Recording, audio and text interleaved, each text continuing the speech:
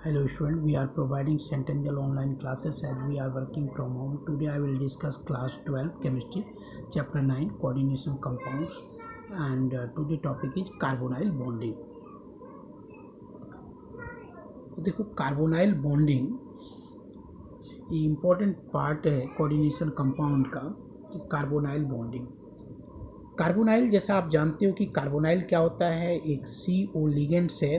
Carbonyl किसको कहते हैं? CO कार्बन मोनोऑक्साइड, इसको कहते हैं कार्बोनाइल लिगेंड्स एंड लिगेंड्स। आप ये जानते हो कि ये स्ट्रॉन्गेस्ट लिगेंड है, ये पूरे स्पेक्ट्रोकेमिकल सीरीज में सबसे स्ट्रॉन्गेस्ट लिगेंड है। तो कार्बोनाइल बॉन्डिंग जो मेटल के साथ बनता है, एक आपको यूनिक प्रॉपर्टीज मीन्स इसका एक डिफरेंट एबिलिटी होता है, क्योंकि लिगेंड्स आप जानते हो लिगेंड्स किसको कहते हैं? तो लिगेंड्स होता है जो पेयर्ड इलेक्ट्रॉन्स डोनेट करता है, किसको? सेंट्रल एटम को, उसको हम लिगेंड्स कहते हैं। लेकिन कार्बोनाइल जो है अपना पेयर्ड इलेक्ट्रॉन डोनेट करता है सेंट्रल एटम को, इसलिए ये लिगेंड्स है। लेकिन साथ ही साथ क्या करता है कि कार्बोनाइल जो है वो पेयर्ड इलेक्ट्रॉन्स को एक्सेप्ट भी करता है फ्रॉम मेटल से अपना पेयर्ड इलेक्ट्रॉन्स ये डोनेट भी करता है, बैक डोनेशन करा लेता है ये। और बैक डोनेशन के चलते क्या होता है कि इसमें जो कार्बोनाइल मेटल के साथ जो बॉन्ड बनाता है, इसमें डबल बॉन्ड कैरेक्टर आ जाता है। कौन कौन सा? एक सिग्मा बॉन्ड आता है, एक पाई बॉन्ड डेवलप करता है। सिग्मा और पाई बॉन्ड डेवलप होने के चलते जो डबल बॉन्ड कैरेक्टर आता है, इससे क्या हो जाता है कि बॉन्ड स्ट्रेंथ इंक्रीज कर जाता है। अदर कोऑर्डिनेशन कंपाउंड के कंपेरिजन में ये जो कंपाउंड होता है वो ज़्यादा स्टेबल हो जाता है। और इस इफेक्ट को हम क्या कहते हैं? सिनर्जिक इफेक्ट कहते हैं। इस इफेक्ट को हम सिनर्जिक इफेक्ट, और ये जो बॉन्ड बनता है सिग्मा एंड पाई बॉन्ड, दोनों बॉन्ड का जो फॉर्मेशन होता है उसको हम सिनर्जिक बॉन्डिंग कहते हैं। अब आप देखो कि यहाँ पर होता है कैसे, सिनर्जिक बॉन्डिंग का फॉर्मेशन करता है कैसे। तो आप ये जानते हो कि कार्बोनाइल जब मेटल से बॉन्ड बनाता है तो मेटल, इसके पास अपना ऑर्बिटल होगा, ये ऑर्बिटल है, हम ऑर्बिटल दिखा रहे हैं मेटल का। कार्बोनाइल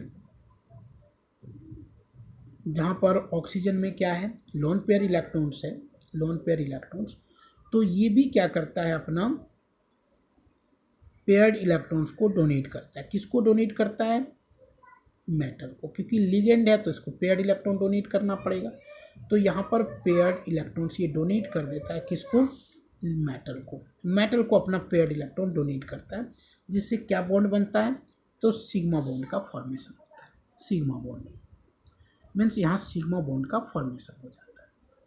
साथ ही साथ क्या होता है कि मेटल के पेयर्ड इलेक्ट्रॉन्स को भी ये एक्सेप्ट करता है। हम दूसरे डायग्राम में दिखा रहा हूँ।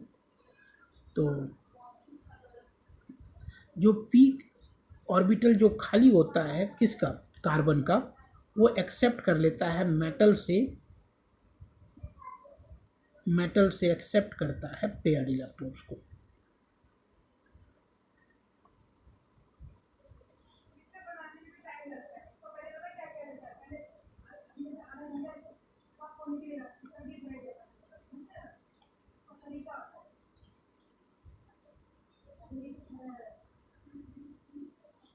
तो यहाँ क्या हो रहा है कि मेटल के पास जो इलेक्ट्रॉन्स है वो यहाँ पर डोनेट कर देता है, इसमें यहाँ जाता है।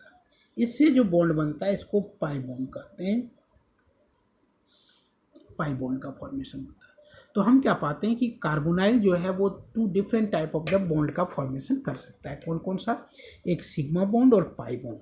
यदि हम इसको एक साथ देखें तो इस तरह से दिखाई पड़ता है हमारा MC ट्रिपल बॉन्ड O,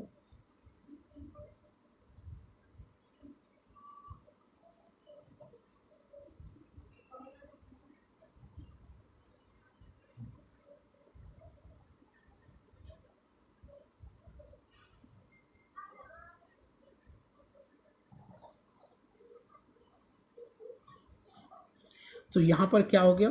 ये सिग्मा बॉन्ड, और यहाँ पर क्या बन गया? ये पाई बॉन्ड का फॉर्मेशन हो गया, पाई स्टार एंटी बॉन्ड। इस तरह से सिग्मा बॉन्ड और पाई बॉन्ड दोनों कैरेक्टर यहाँ पर डेवलप हो गए।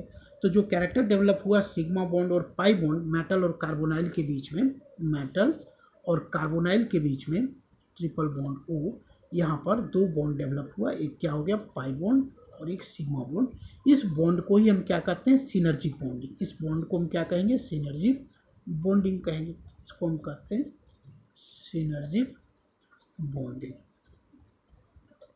और सिनर्जिक बॉन्डिंग का काम क्या है? सिनर्जिक बॉन्डिंग जो होता है ये बॉन्ड स्ट्रेंथ को इंक्रीज करता है, इंक्रीजेज बॉन्ड स्ट्रेंथ। ये क्या करता है बॉन्ड स्ट्रेंथ को इंक्रीज करता है, इंक्रीज करता है। क्यों? क्योंकि इसमें डबल बॉन्ड कैरेक्टर आ जाता है सिनर्जिक बॉन्डिंग। तो आप समझ में आ गया होगा कि मेटल कार्बोनाइल बॉन्ड है क्या। तो मेटल कार्बोनाइल बॉन्ड क्या है कि carbonyl has the ability to form the sigma and pi bond both with the metals. तो सिग्मा बॉन्ड का फॉर्मेशन कैसे होता है?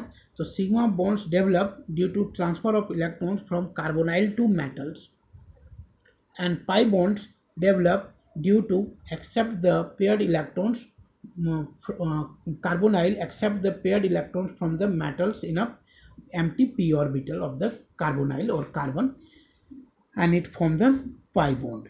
और ये क्या करता है पाई बॉन्ड का फॉर्मेशन करता है, जिससे क्या होता है बॉन्ड स्ट्रेंथ यहाँ पर इंक्रीज कर जाता है due to double bond character. This effect is called the synergic effect और this bond is called the synergic bonding. तो ये मेटल कार्बोनाइल था आपका, ये कंसेप्ट क्या था आपका मेटल कार्बोनाइल। क्लियर हो गया आपका। नेक्स्ट देखो, यदि हम बात करें stability of coordination compound, of coordination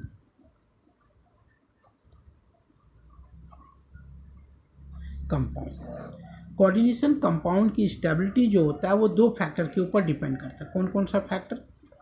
तो एक पहला फैक्टर होता है आपका chelating effect. Chelating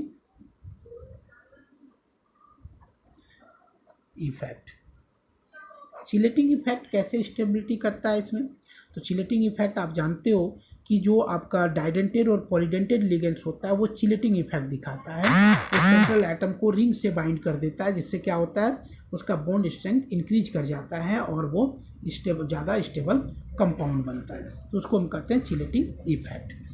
chelating effect आप यदि देखें तो इसमें जैसे आपका मान लो कि FeNH3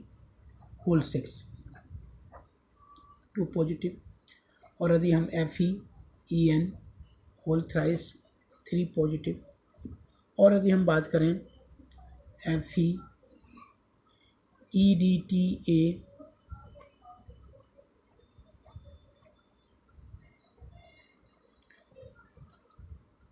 3 पॉजिटिव है, यहाँ पर EN है, लिगेंड्स EN है और EDTA की यदि हम बात करें तो ये आ गया आपका। अब आप देखो ये तीन कंपाउंड है हमारे पास, तीनों कंपाउंड्स में ज़्यादा स्टेबल कंपाउंड कौन होगा? स्टेबल कौन होगा? तो इसमें ज़्यादा स्टेबल कंपाउंड कौन है? ये है। क्यों? क्योंकि EDTA एक हेक्साडेंटेड लिगेंड्स है। EDTA क्या है? Hexadentate ligands.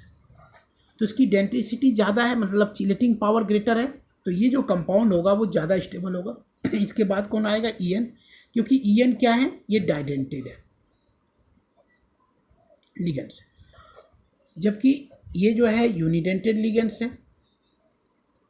तो यूनिडेंटेड लिगेंड्स की स्टेबिलिटी कम होगा, मीन्स जितना ज़्यादा chelating ligand stability of coordination compound क्या होगा उतना ही ज़्यादा होगा। स्टेबिलिटी ऑफ कोऑर्डिनेशन कंपाउंड क्या है उसमें उतना ही ज़्यादा होगा जितना कि आपका क्या होगा चिलेटिंग पावर होगा। तो EDTA जो चिलेटिंग पावर ग्रेटर है, रिंग फॉर्मेशन की एबिलिटी ज़्यादा है क्योंकि इसकी डेंसिटी ज़्यादा है, इसलिए ये ज़्यादा स्टेबल कंपाउंड होगा। दूसरा क्या होता है? Stability constant.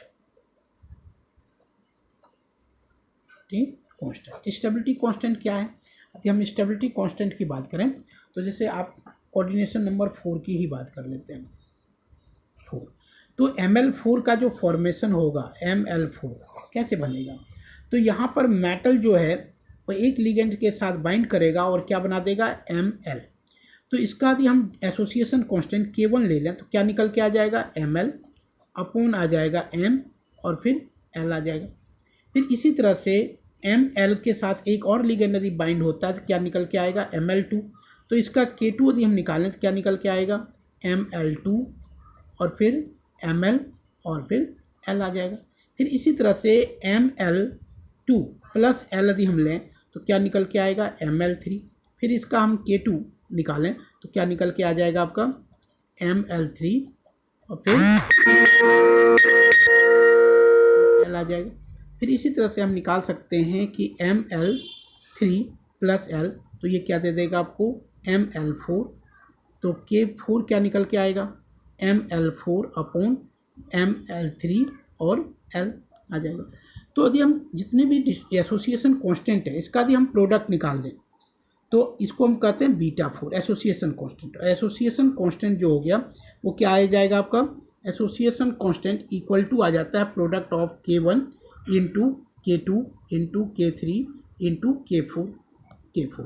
और यदि हम लॉग लगा दें तो हम क्या लिखेंगे लॉग बीटा4 इक्वल टू हो जाएगा log K1 plus log K2 plus log K3 plus log K4।